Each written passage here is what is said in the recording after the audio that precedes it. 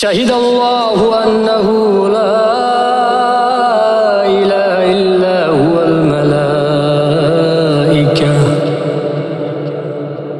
ওয়া উলুল ইলমি কাইমান বিল কিসত লা ইলাহা ইল্লা হুয়াল আজিজুল হাকীম।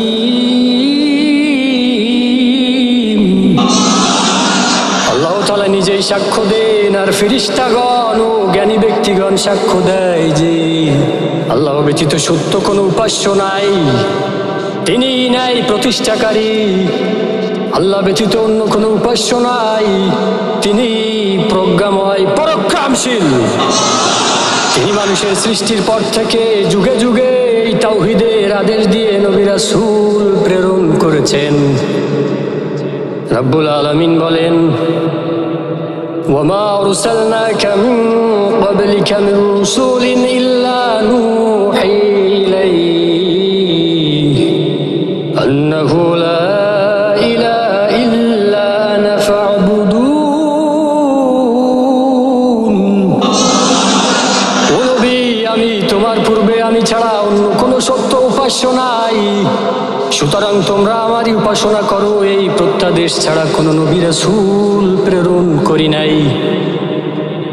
মানব জাতিকে তাওহীদ আর একত্ববাদের নির্দেশ দিয়ে আল্লাহ বলেছেন, মানব জাতিকে তাওহীদ ও একত্ববাদের আদেশ বর্ণনা করতে গিয়ে আল্লাহ বলেন, ওয়া'বুদুল্লাহ ওয়া লা তুশরিকু বিহি শাইআ।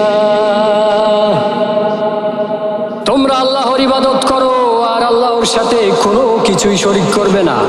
আর এই তাওহীদ হলো মানুষের শক্ত হাতল, যা ভাঙার নয়।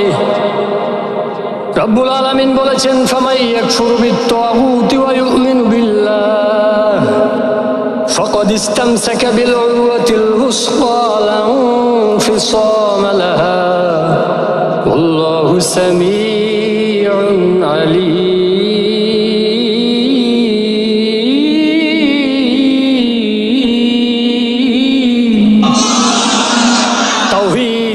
ইসলাম আর ইসলামই হচ্ছে তাওহীদ। শিরকের কোনো অবস্থান ইসলামে নাই।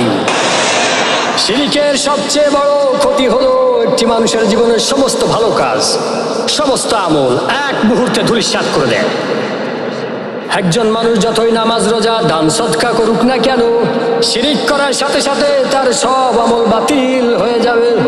রব্বুল আলামিন বলেন, লাইন আশরাকতা লা ইয়াহবাতান্না আমালুক ওয়া লা তাকুনান্না মিনাল খাসিরিন। যদি শিরিক করো তবে তোমার আমল অবশ্যই ধ্বংস হবে এবং অবশ্যই আমি ক্ষতিগ্রস্তদের অন্তর্ভুক্ত করব।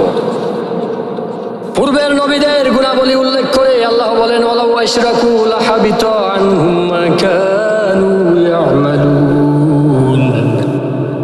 তারাও যদি শিরিক করত তবে তাদের কৃত কাজ, তাদের ভালো কাজগুলো নিষ্ফল হয়ে যেত। যে ব্যক্তি শিরিক করা অবস্থায় তওবা ছাড়া মারা যাবে, আল্লাহর লানত তার জন্য। আল্লাহ তার জন্য চিরতরে জান্নাত হারাম করে দিবেন, সে অনন্তকাল জাহান্নামের আগুনে পড়বে। রব্বুল আলামিন ঘোষণা দিলেন, ইন্নাহু মান ইউশরিক বিল্লাহি ফাকাদ হারামাল্লাহু আলাইহিল জান্নাহ ওয়া মাওয়াহুন নার ওয়া মা লিল যালিমিনা মিন আনসার।